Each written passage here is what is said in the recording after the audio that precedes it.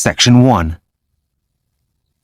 You will hear a telephone conversation between a customer and a sales assistant for a mail order company.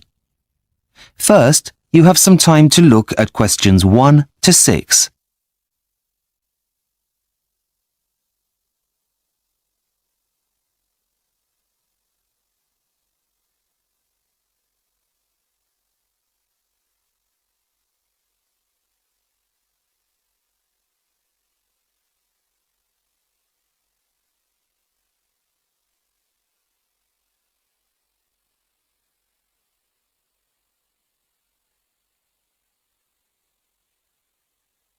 You will see that there is an example that has been done for you.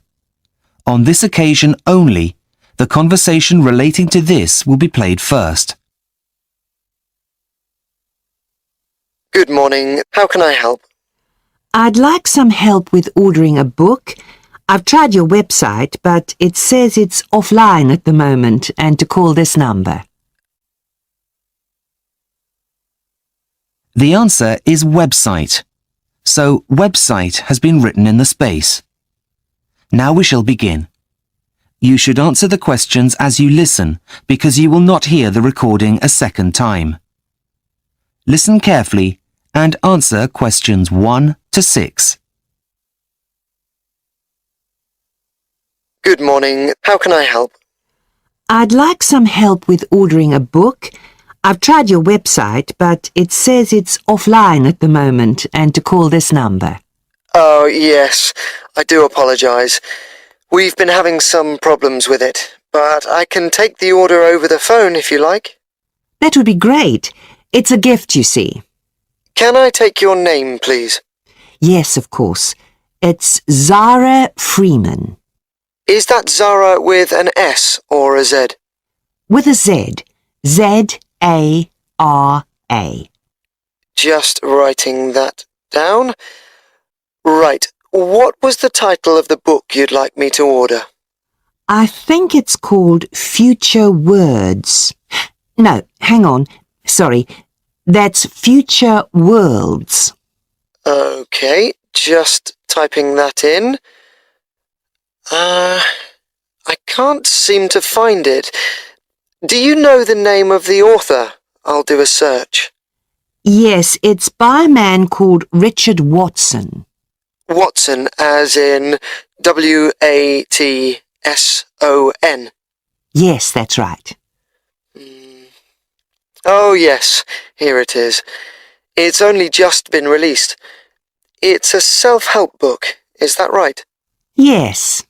Now, it costs £12.99. Yep, that's fine. Okay. How would you like to pay? Is a debit card okay?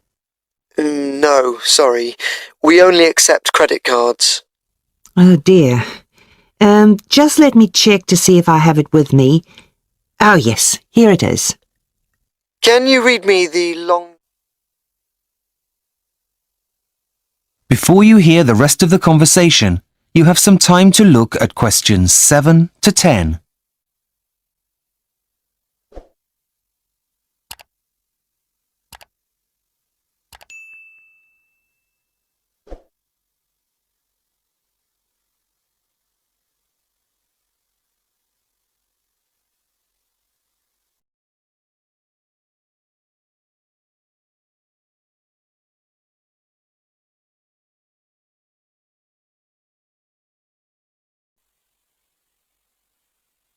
Now listen and answer questions 7 to 10. Right, almost done. Now I just need the delivery details. Right, I've got my friend's address here. It's 62 Green Gardens, London, N22. Just typing that in. 52 Green Gardens... No, it's number 62. Now, what kind of delivery would you like? What are the options? There are two. The free delivery option takes 5 days, or you can pay an extra £2.25 to have it sent out first class tomorrow. That would come to a total of £15.24p. Well, my friend's birthday is next week, so it should get there in time with the free delivery. So I think I'll take that. Right. That means that it will be delivered on the 21st of February, anytime from 8 a.m. to 6 p.m. Is that okay? Well, I know my friend leaves early for work, so would it be possible for him to pick it up from the local post office instead? I'm afraid that won't be possible, but I could add some special instructions for it to be left with someone else. A neighbour, perhaps? Actually, yes. I have met the old lady who lives next door, and she's bound to be home. Could you leave it with her? Fine. I'll add that if he's not home, then the package should be left with the neighbour. That's great. Thanks very much for your help. My pleasure. Thank you for shopping. That is the end of section 1. You now have half a minute to check your answers.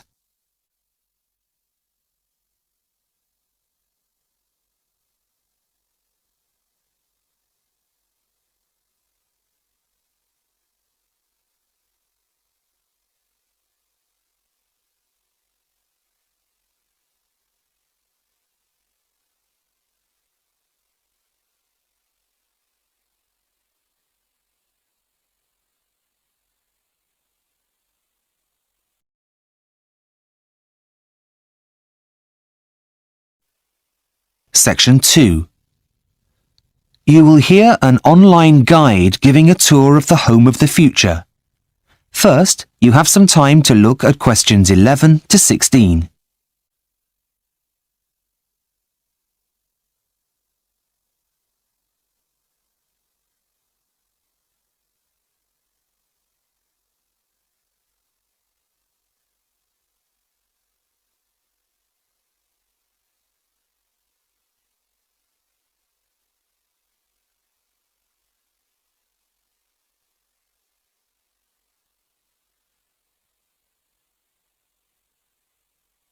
Now listen and answer questions 11 to 16.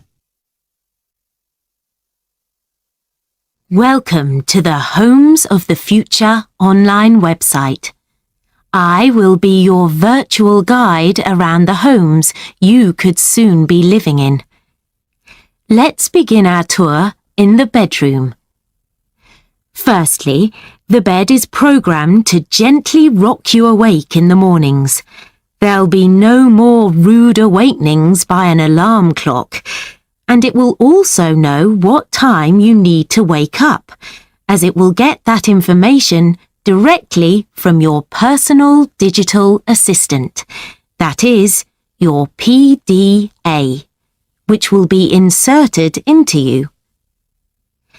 Let's move to the wardrobe. Those are your musical shoes that generate music while you walk. The music will change according to how fast you're walking. Calm music for a relaxing stroll and faster beats for when you're in a hurry. You'll feel like you're walking on air. What's more, your clothes are also intelligent. They sense how you're feeling and then change colour. The fabric that they're made of also converts your body heat into a low-voltage electricity generator for some of the gadgets that are now inside you, like your PDA, for example. Moving on to the bathroom. So, after waking up, you need a shower. There's no need to turn on any taps as the house will know exactly what temperature you like the water in the mornings, though you'll still have to wash yourself. From the bathroom, we move into the kitchen. Now, we've all had that horrible feeling when you can't find your keys just as you're about to go out. Well, in the home of the future, you wouldn't need to panic. All you need to do is an internet search. All items are now programmed with a tracking device so that they will light up and signal to you where they are. Just in case the object is upstairs, the house will project its position on your fridge. Speaking of your fridge, this is now as intelligent as your clothes. Not only does it keep a record of when you're running low on everyday essentials, like milk, but it emails your local grocery store, which will deliver them for you. It can also help with planning meals if you have friends over for dinner, by moving the chicken from the freezer so that it'll thaw in time. Before you hear the rest of the tour, you have some time to look at questions 17 to 20.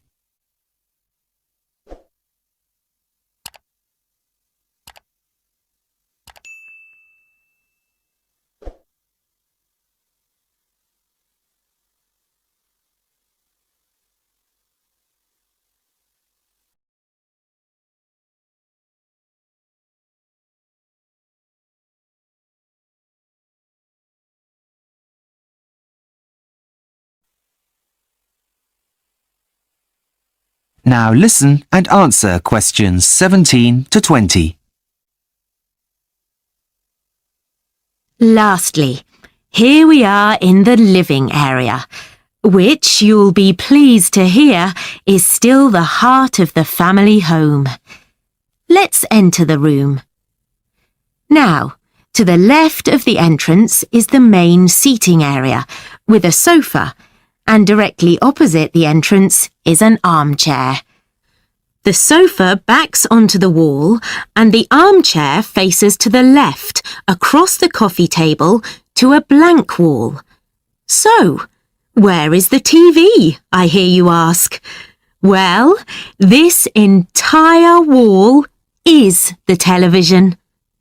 The whole thing is a plasma screen designed to show your TV, surf the internet, or, when it's not in use, it displays anything you want it to, from family pictures to famous works of art.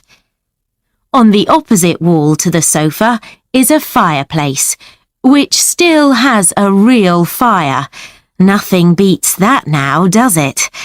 But the rug in front of the fire now also monitors the temperature and either opens or closes the chimney so as not to overheat the room.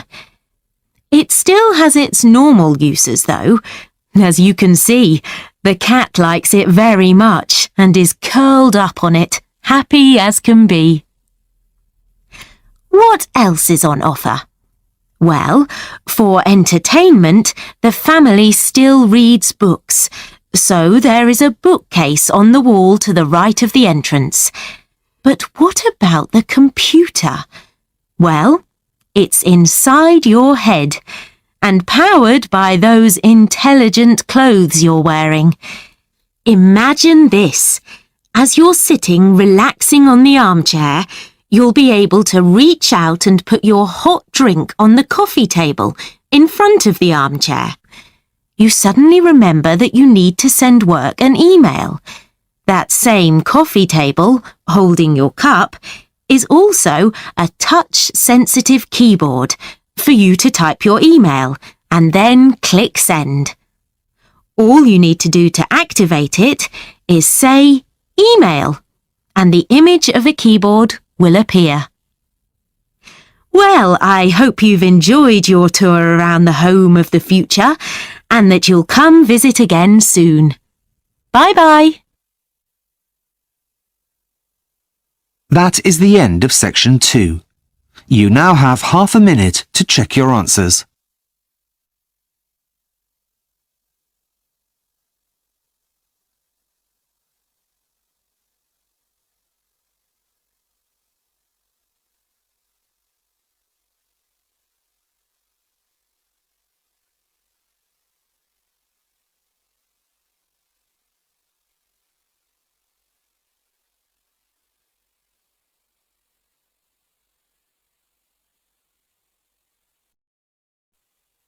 section 3. You will hear a tutor talking to a student about a future assignment. First, you have some time to look at questions 21 to 25.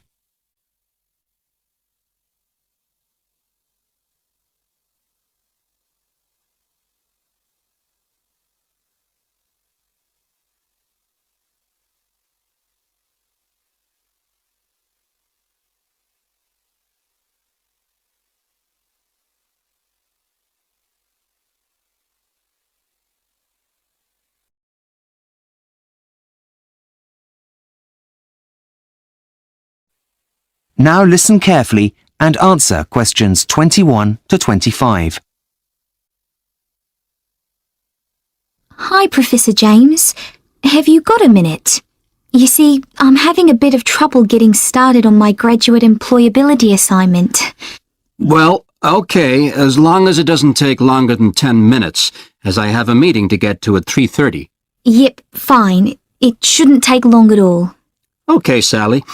Tell me what you've done so far, and we'll go from there. Well, as you suggested, I chose 3 local businesses and contacted them via telephone to introduce myself. That's good. Well, the thing is, I couldn't get past the secretary of 2 of them. Do you have any suggestions? What about following up with a letter stating what time you'll be calling again? Oh, that's a good idea. I hadn't thought of that. So, tell me about the one you have contacted. Right. Well, he was very helpful, actually. He received the survey I emailed him and has already sent it back. I've had a very quick look at it, but haven't had a chance to write it up yet. So far, so good. Carry on. Well, apart from that, I've also found a lot of statistics that exist on the starting salaries graduates begin on once they finish studying. There's some really interesting stuff out there. Did you know, for example, that your average engineer earns nearly as much as a medical graduate? Yes, I did. Gosh, I had no idea. Having second thoughts about a career in human resources, are we? No, but I was surprised. Anyway, getting back to where I was, I've gone to the library, but the books you recommend have already been taken out. Apart from one, that is. It's called A Starting Success. I haven't read it yet, but I've taken it out and it's on my list of things to do. Have you come up with a plan yet? Yes, and I've written my hypothesis as well as my introduction, but that's where I've got stuck. I don't really know how I'm going to be able to present all of the information, as there's so much of it.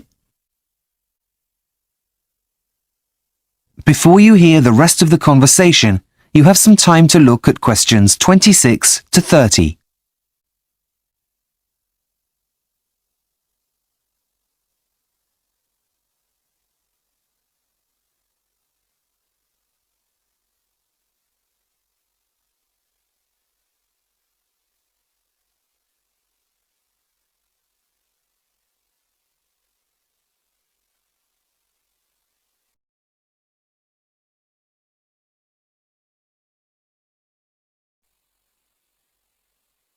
Now listen and answer questions 26 to 30. Well, firstly, I'd recommend you start with analyzing what the employer said. Now, can I have a look at the questionnaire you wrote? Yes, here it is. Thanks. Oh dear. Well, it's no wonder you're overwhelmed with information. You've collected a lot of information which can be overwhelming. Oh dear, that took me ages. And does that mean I can't use it? Afraid so. But don't worry, if you've got a pen and paper, I'll quickly give you some pointers, and then you can rejig it to get the information you're looking for. Okay, just a minute. I know there's a pen in here somewhere. Okay, got it. Right. Well, first and foremost, you need to be clear. There's no point having a beautifully worded document throughout that no one understands. Use language that is simple. Right, got that. What next? You need to catch the reader's attention at the start of the document. And you need to find the right balance between formal and informal language. Your survey isn't an official document, but more of a living one that serves a purpose, so neutral language is best. Okay, just writing that down. Okay. The next one's what your mistake was this time. Try not to use open-ended questions, or you'll find it impossible to collate your results. Yep, I think I've learned my lesson there. What else? Scales really do make the job of completing the questionnaire easier for the recipients by saving them lots of time and effort writing. I take your point. Anything else? One last thing. Make sure you've thought about the logic of your questions.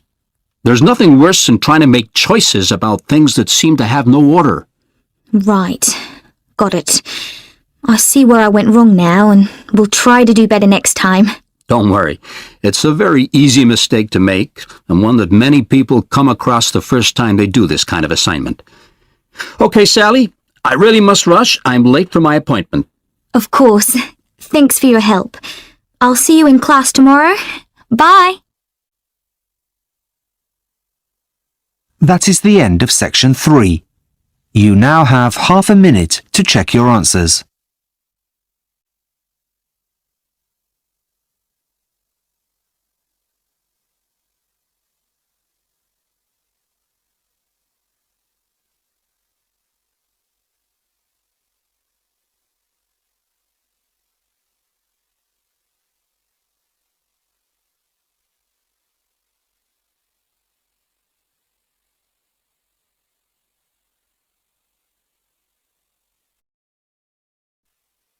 Section 4.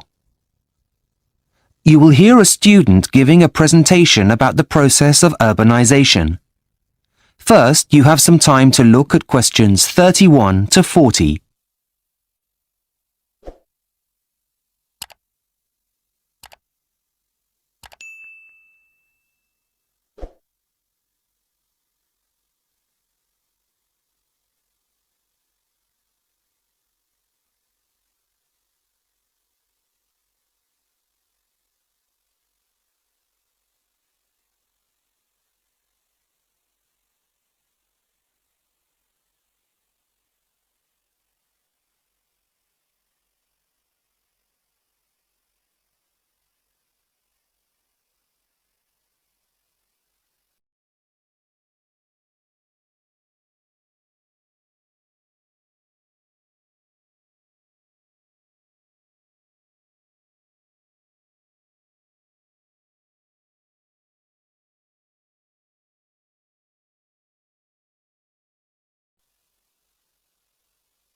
Now listen carefully and answer questions 31 to 40.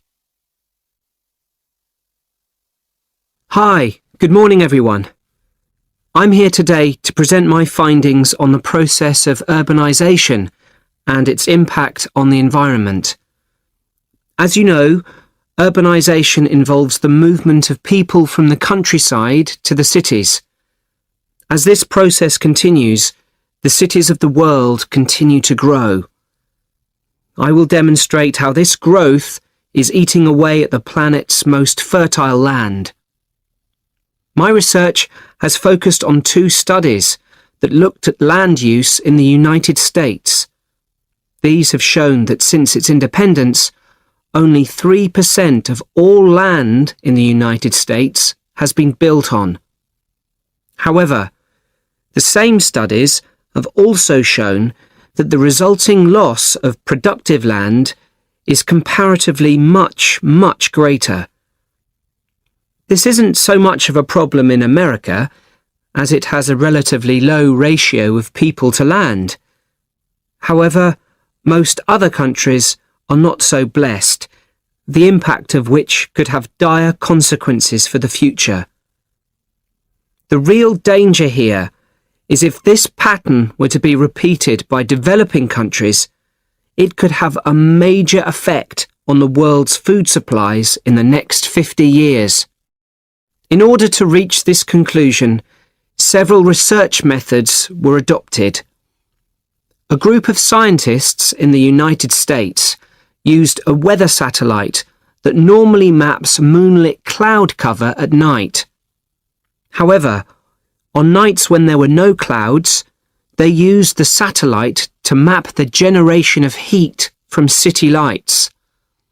They then took the data and divided land use into 3 categories: urban, semi-urban, and non-urban land use. Next, they calculated how active the vegetation is in each region by using different satellites. When they combined this information with previous statistics and weather conditions, they came up with a number for total productivity for all areas.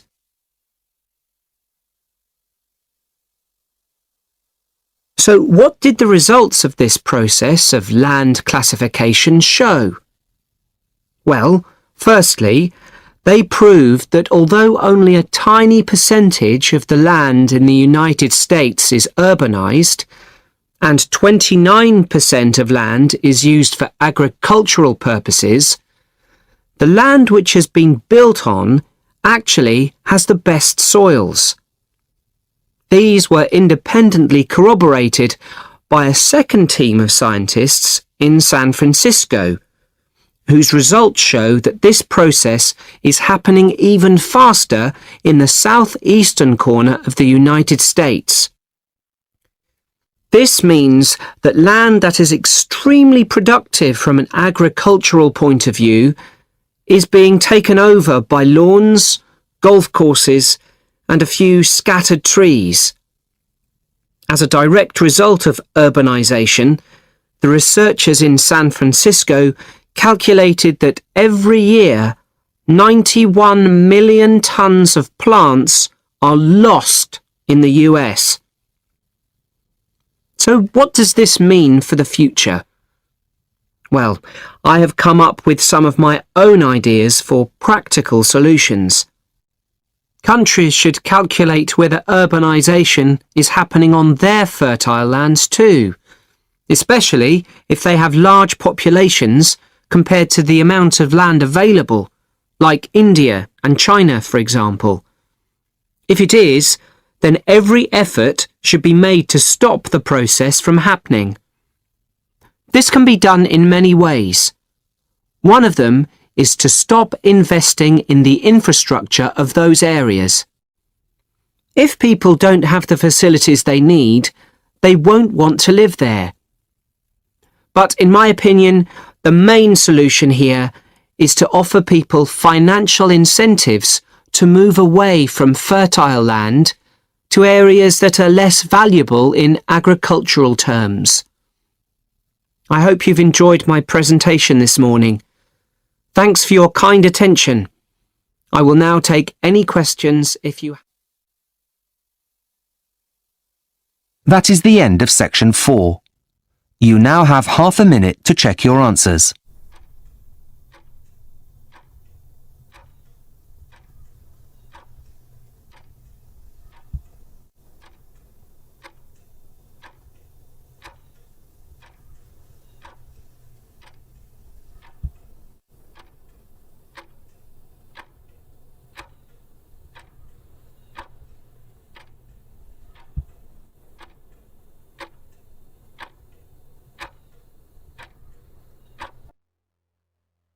That is the end of the listening test, the IELTS test. You now have 10 minutes to transfer your answers to the listening answer sheet.